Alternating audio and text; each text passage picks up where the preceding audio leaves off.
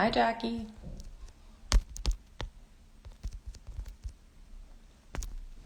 Hello, folks. I see folks starting to tune in. Hello, hello. Awesome. I see Cindy's joined us. Hello, everybody. Hi, Jackie. Everybody's starting to tune in. So hello and welcome to our very first Instagram Live. I've got Cindy Marques on here with us. She's going to be joining us very shortly. And before we dive in, I just want to introduce myself. I'm Amani Nasruddin, and I am the Chapter Relations Coordinator here at Advocis. I'm very pumped to say that we've got so many great initiatives coming up this month in celebration of Financial Literacy Month. And one of the, sorry, 2 seconds. Hello, I'm so overwhelmed by all the hellos and everything. This is fantastic.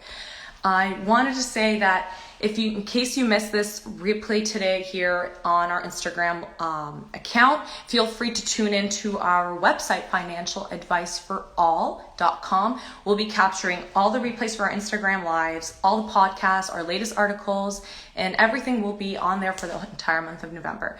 So do make sure to check us out there. It's proudly brought to you by Advocis. Now I'm gonna get Cindy on here with us. Pop up right at the bottom.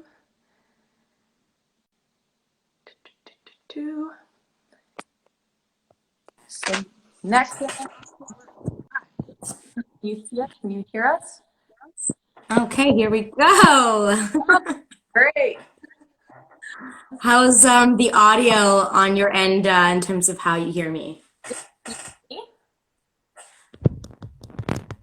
It's my volume here. Oh my God, I thought I lost you for a second. Are you able to hear me? Thumbs up. I assume everybody can. I've gotten thumbs up so far. That's fantastic. Thank you, Will. Just to start off with an introduction here, our overarching theme for the month of November is going back to basics, with this week's theme being money basics. And that's why we've got Cindy Marques from Paper and Coin here with us today. So Cindy, I know how you do. I'm really good. It's been really busy. Definitely kicking off Finlit month off with a bang here at Paper and Coin. And it's just always a really great time of the month. Everyone's excited to talk about finance, and it's, the inner nerd in me, like, yeah, let's talk about it. Nope. It's a well-celebrated month for us at Advocis as well, as you can imagine. We've got a lot coming down pipe for this month, but we wanted to kind of talk to you this week to kick off our very first Instagram Live, talking about the fundamentals, money basics, basically. Your savings, how you deal with your money, and I think there's just so much to talk about when it comes down to this topic. But we wanted to start off with one main question, and that's, what are your top 3 secrets to saving your money, and why are those secrets important? I don't know that there's secrets because we talk about them a lot, especially at Paper and Coin, but I mean, I feel like ultimately it boils down to the fundamentals. And, maybe people tire of hearing about it, like, yeah, I know what you're about to say, Cindy, and it starts with budgeting. But honestly, I can't say it enough because I think there is still very much a misunderstanding of what it is to budget.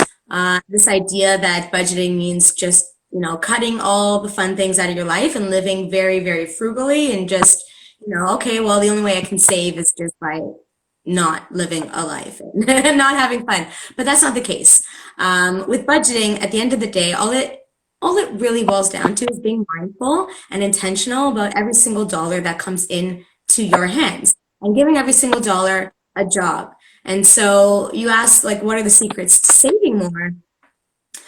Well, at the end of the day, you can't really make a plan for your money to set it aside intentionally with a savings goal that is intentional, unless you know what's happening with your money, unless you really know the numbers intimately. And at the end of the day, that can't be done without taking inventory of everything that's coming in and what's going out. And at the end of the day, that's what a budget is. So in order to make a plan for that money to begin with, you got to budget and set aside that function for those specific dollars to serve as savings. So I would say that's number one. The next major key to helping yourself save more is automation. Take it out of your hands, because I find most of us will receive a paycheck and we take care of things that need to get paid and then spend on things that we want to pay for. And yeah, right. And then we think, okay, well, I'll save what's left. But we typically end up spending more than we intend until there's very little left where you're like, not even worth saving. I'll just like, whatever, next time, next paycheck. Or there's nothing left and you're like, well, there's nothing left to save anyway. I guess I just don't even have it in my budget or in my potential to save. But again, to say it's not in your budget, that was kind of the wrong kind of phrase there, because if you were budgeting correctly, you would have made the effort to save. So I feel like a lot of people feel like it's without of their grasp, simply because they don't intentionally set aside the effort to do it. So you know what? Make it automatic then. And what I typically advise is to set up the automatic savings program such that they line up with your pay dates. If you are, an employee receiving regular paychecks, I know it's a little different for entrepreneurs, but to the best of your ability, I try to line it up with when you get paid, because then it starts to feel more like an at-source deduction. Like when you get your paycheck from your employer, you look at it and you see all of these things for taxes, EI, CPP, any pension contributions, other employee benefits. You're like, okay, whatever, the cost of working, I guess, and you get your net pay. And okay, this is my paycheck, the net pay. But I'm trying to say is like, no, there's a net pay that you can establish for yourself by lining up automatic savings and debt repayments with your paychecks, such that it now becomes this automatic non-negotiable bill that gets deducted from your paycheck as another at-source deduction that you've created for yourself. And then you've got this net pay. And you know what? If you spend every single dollar of it until your next paycheck, that's fine, because that is your discretionary spending money. You have already set aside the money for your bills, your debts, your savings. So that's taken care of. And now there's no more guilt about having spent the rest of your money, because that's what's really left. So that net pay is almost a better representation of the money you actually have to spend. So that was two things. You know what? I think you've gone. Can you say something, Amani? I feel like your mic got turned off. Hello, can you hear me? Oh, okay. Okay, there we go. Sorry, busy waving hi to everybody on the call too. So that's good stuff. I love your facial expressions, like engaging with me as I talk to you. Honestly, I really love that second point there with automation. That's a really big one that I'm going to take away, because I think it's super important, because you don't want to sit there and think about, what, I'm going to have like X dollars to spend. No, actually, if you put aside this amount, you'll have this much to spend. And at the end of the day, if you spend every dime of that, then, that's, like you said, that's your spending in that sense. But I'm interested to hear what the third point is, though, because yeah, don't worry, I wasn't gonna slide out of that one. The third one, honestly, is putting things in perspective. Help yourself save more by, again, so that last point was sort of a way to not feel guilty about spending all the money that's left behind, because that's your net pay. This next one, I guess, is in order to incentivize yourself initially to set up that savings amount, which you should automate. I would say that a little bit of productive guilt tripping is good, insofar as crunching the numbers as to what it really takes to get to where you're trying to be. So actually crunching the numbers and like, okay, well, that Europe trip is happening. Let's pretend we're not in a pandemic for a second, okay? For the sake of example here. So I've got this great Europe trip coming, and that is in 3 months. And I know it's going to cost X number of dollars, but I haven't saved a single penny. And, I'm starting to think about this now, like, okay, realistically, what's it going to take for me to save up X dollars in, X time frame, 3 months? And then the number should shock you a little bit to be like, oh my God, I need to get on this like now.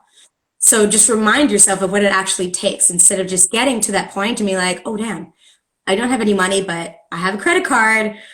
let's not go there. So obviously we're very anti just defaulting on your credit card. That's not how we play it here at Paper and Coin. We're big on cash flowing. So it does require some foresight and planning ahead, crunching the numbers to instill that sense of fire and urgency to act and start saving today to make it easier. What, like, isn't it easier to save $5 a month for a year versus, $200, a week approaching a certain deadline or something like that.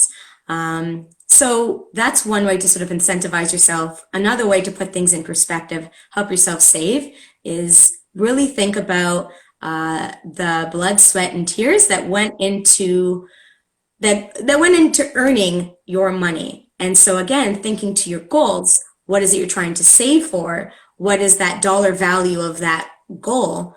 Okay, now break that down into how many hours will it take me to earn up that goal?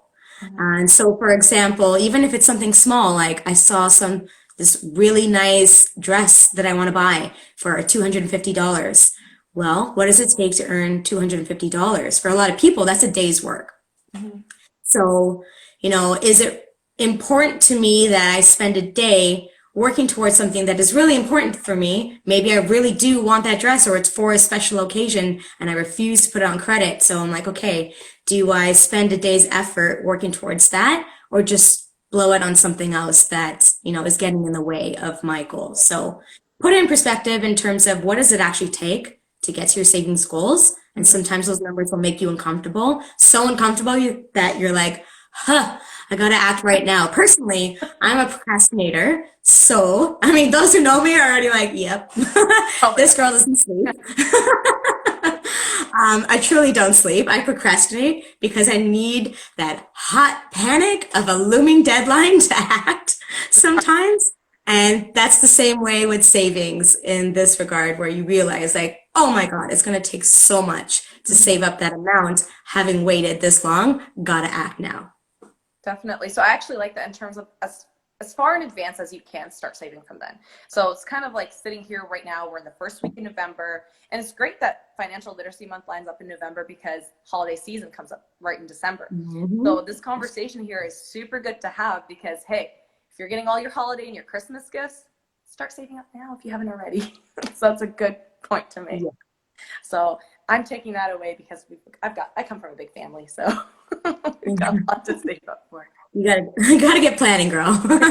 And you know what? Now I know we were talking about this hypothetical Europe trip if it wasn't for the pandemic. Now, 2020 has been a pretty interesting year, and it's been quite difficult for some businesses and individuals. They've been tapping into their savings accounts and kind of overspending their budgets. Now, do you have any advice or recommendations for these individuals when it comes to contingency budgeting? Yeah, and you know what? Right now, for those who have saved up, they're really, really appreciating the fact that they did save up. And so, the urgency to start setting aside money again the moment that they start to earn an income, or a better income at least, if they're just sort of phasing off of gov benefits now, that urgency to start saving up again is already there, which is great.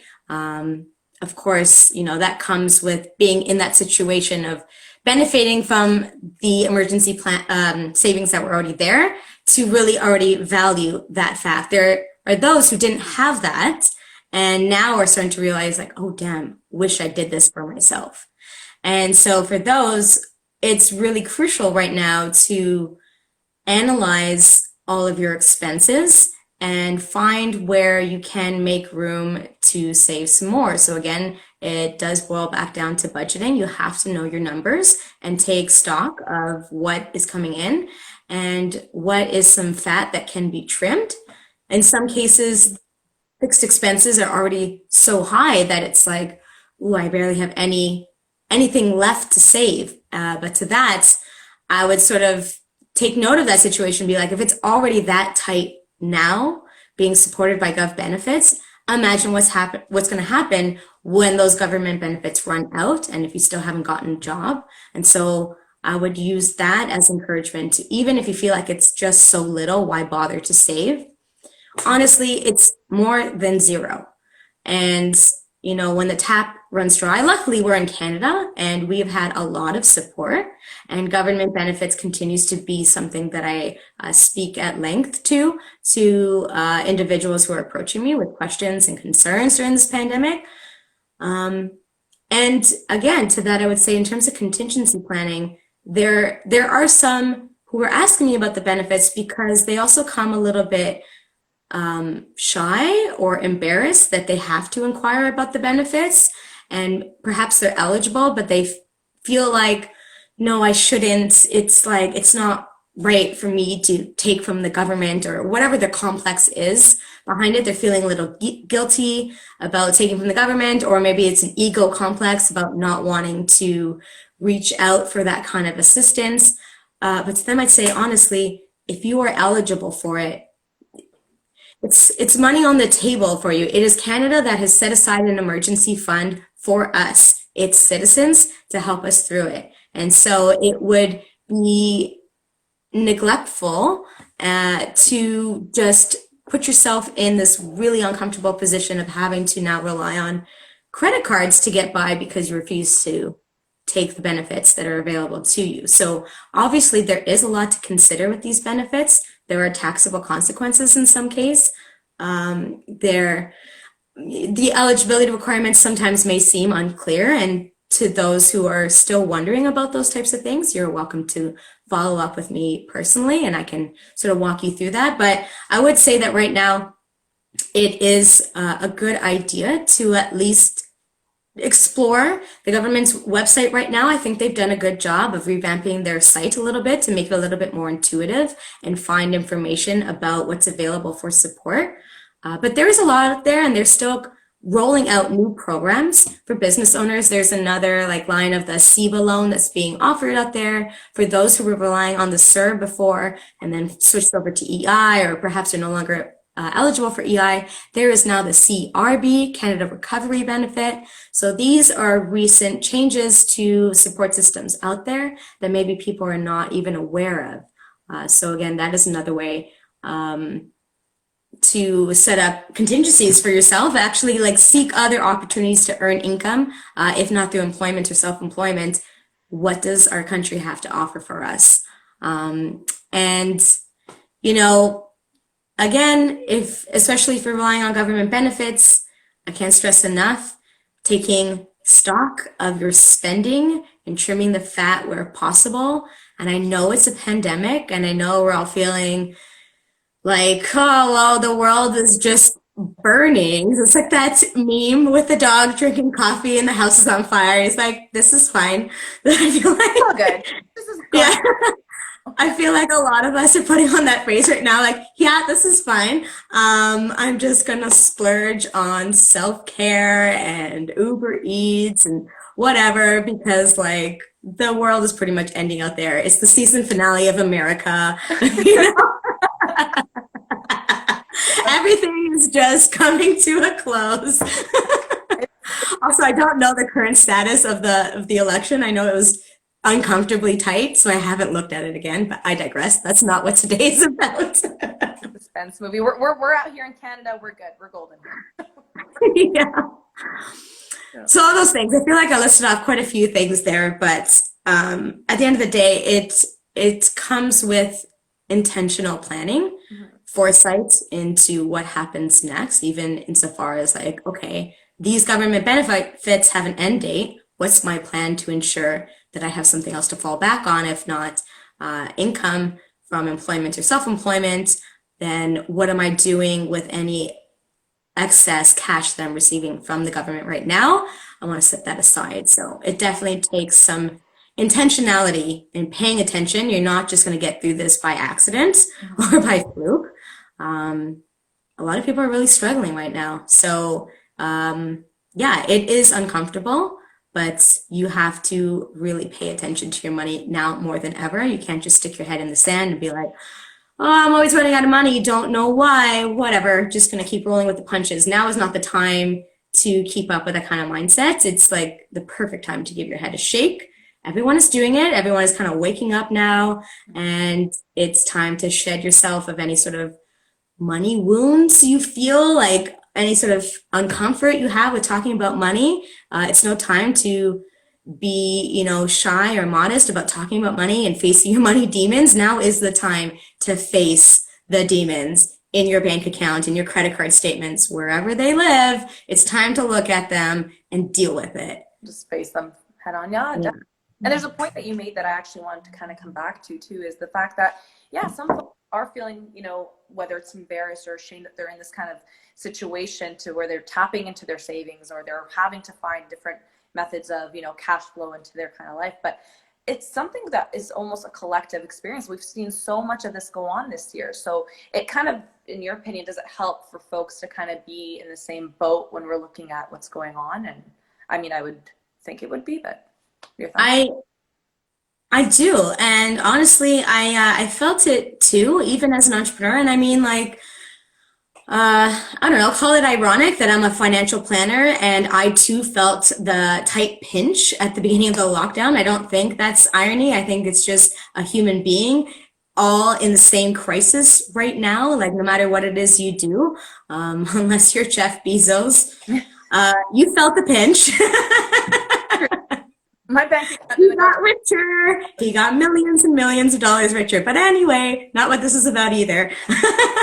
We all felt the pinch. And I think there was this feeling of solidarity where you look around and everyone is struggling. So it now became a little easier, if not to even just make light of the situation. Crack a few jokes about like how, oh man, you broke, I'm broke. Okay, what are you doing about it? And then, you're talking about government benefits loosely or whatever, but you're having this conversation in a more lighthearted and spirited way, which is sometimes what you need to just make it easier to talk about, make jokes about it, sure, whatever you have to do. But I think that sense of solidarity has helped a lot of people sort of emerge from the woodwork and reach out to me who were otherwise feeling very previously quite ashamed or just nervous and uncomfortable about talking about these kind of things. But now the reality of the situation and the need to deal with it is becoming really real. And so as much as I can, when I do speaking engagements and things like this, I always try to stress the fact that, there is a common story here that's being shared and being lived by several people, even when you feel like you're the only one who feels this way. No one else gets it, so they won't get me. I don't want to talk about it. I can assure you that there are a lot of people who are feeling the same way right now and still feeling very unsure. And especially, Paper and Coin, we focus on working with millennials primarily. And a lot of millennials, they're in their 30s now. And so I think that adds another layer of like pain and a little extra sting to that whole like, oh, I feel like I should know more. I feel like I should have done something about this sooner. And sometimes that feeling is what continues to hold people back. But I mean, like, if you're already feeling that way, then why wait any longer? And so I'm seeing a lot of that too, where people are coming out like, you know what, should have done this for myself a decade ago, but like, whatever, let's do this, Cindy. Here's my crap. Let's make sense of it.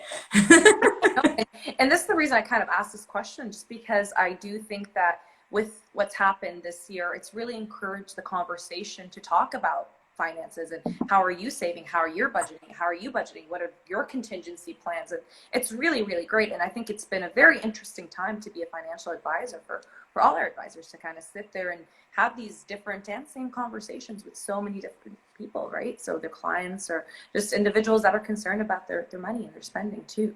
So I think it's been a very eye-opening time, but also very beneficial in that sense. So yeah, and you're right. It is a very interesting time for financial advisors as well. But it's also an important time to pivot where you can. For a lot, that meant, just adapting to fintech and technology in general, learning how to run your business remotely. That's not true just for financial advisors. Any sort of freelancer, and even those who are employees who had to adopt a work from home model. It's an interesting time to adapt, but specifically as it applies to those in my industry, I was really happy, and it was quite timely for me to join Paper and Coin essentially pretty much right after the lockdown started, because we are a fee-only coaching company. which now makes us more approachable to a lot of other individuals. Whereas, the traditional financial advising model is kind of revolves around the sale of investments or insurance in particular. And so there's this whole group of people where unless there is an appropriate need or capacity to purchase these products, then there's otherwise like no reason for them as the advisor to engage with them. Like, you want help with debt planning?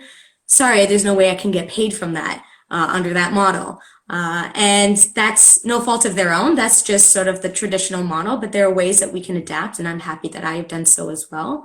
Because now it's not about sales. I can actually focus my efforts on helping individuals learn what they need to know to set themselves up for success. Have those conversations about debt elimination, where it doesn't involve you buying a product from me because you're not there yet. You're dealing with this other demon and you need help. So there has to be more advisors able to help you in that respect, but that comes under the fee only model, which I think is something relevant to mention. This is Advocis. I'm sure there are a lot of other advisors watching right now.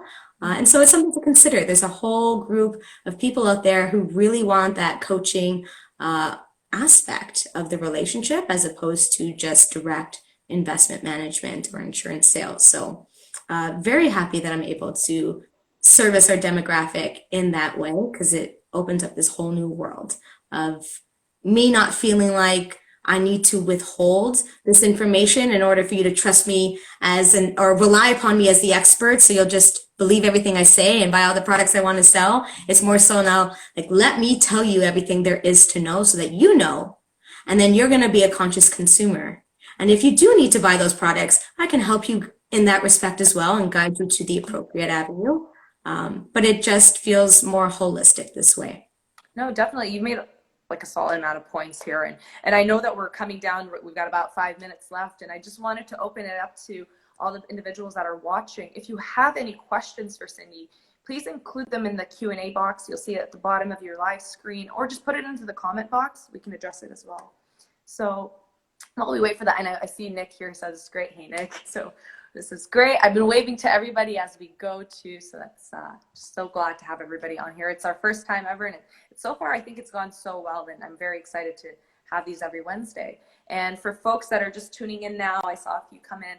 Just make sure to watch our replays and our latest podcasts and the articles on our www.financialadviceforall.com website. It's in our link in the bio here on Instagram. You can feel free to click on that and check everything we've got.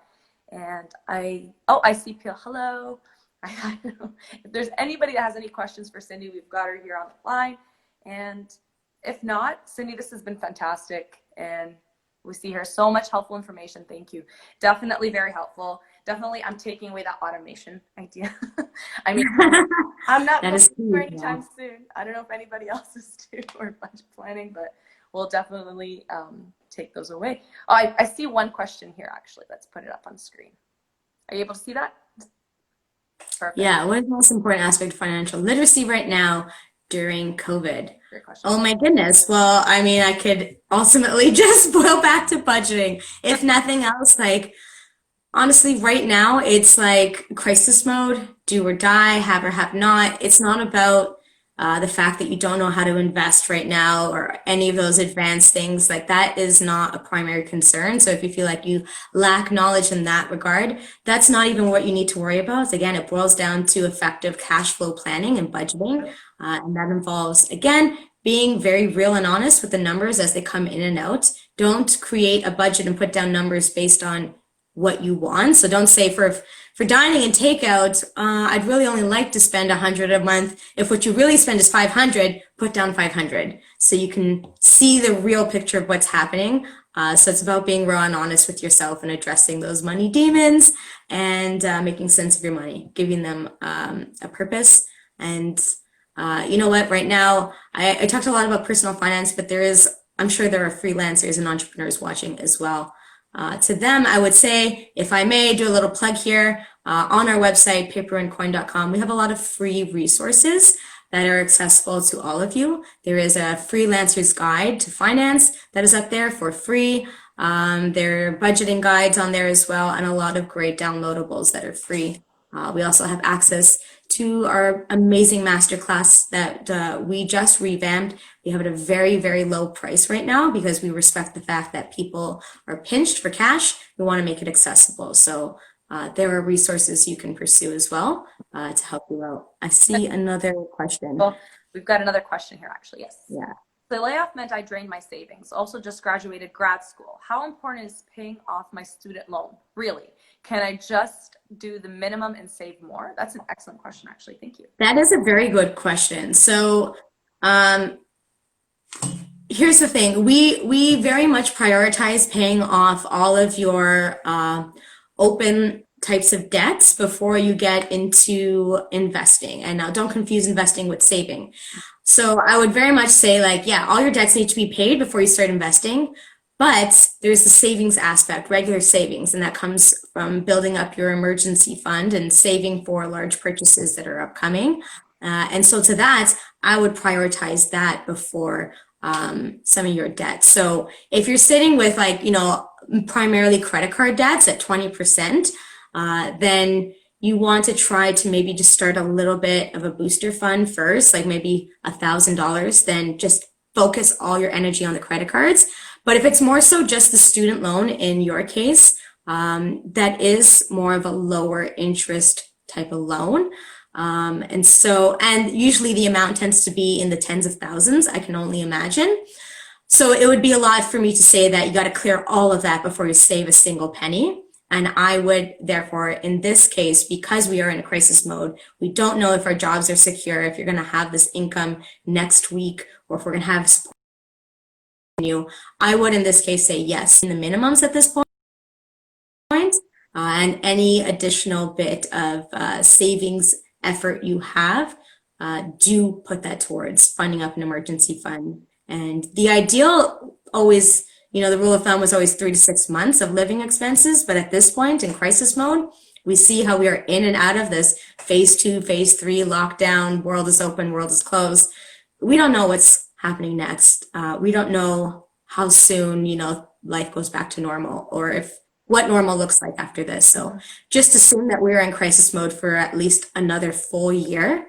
And yeah, please, I would say dedicate your efforts towards putting aside some savings, not invested. You don't want to put it at risk. So just in a regular savings account or high interest savings as your contingency plan. So if you can, do it. Yes, save. Always save. Thank you so much for that, Cindy. And I hope that you're still online with us, and I hope that Cindy was able to help answer your question here. I know we're a little over our time, but Cindy, I do want to thank you for being on here with us on our very first ever Instagram Live. This was super great. We got thumbs up. We're good. Okay. Awesome. We will be doing this every Wednesday for the month of November. So if you're not following us, do give us a follow here on Instagram, Twitter, Facebook, and LinkedIn to keep up with all the content that we've got coming up this month. And do visit us at the Financial Advice for All website, because that's where everything will be for this month as well. Cindy, I thank you, and I'm going to go start saving. Thanks, Amani. It was such a pleasure. Thanks for having me back. It's been lit, man. Cheers. Take care. Bye.